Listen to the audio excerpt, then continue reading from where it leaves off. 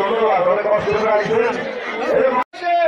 একটা হার ঘোষণা করার জন্য বিশাল জনশিল্পীর অঙ্গ সংগঠনের নেতৃবৃন্দ, বহু কেন্দ্রীয় নেতা, আমাদের সাথী বন্ধুরা এবং আমাদের মা বোনেরা সবাইকে জানায় আমার বন্ধ করার জন্য চেষ্টা করেছিল।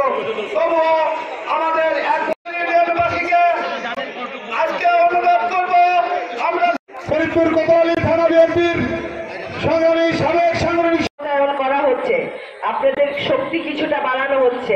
তাছাড়াও আপনাদের একটু কথা বলবো, শুনবেন, কারণ আপনাদের উপর আমার অধিকার আছে, কারণ আমি আপনাদের কিন্তু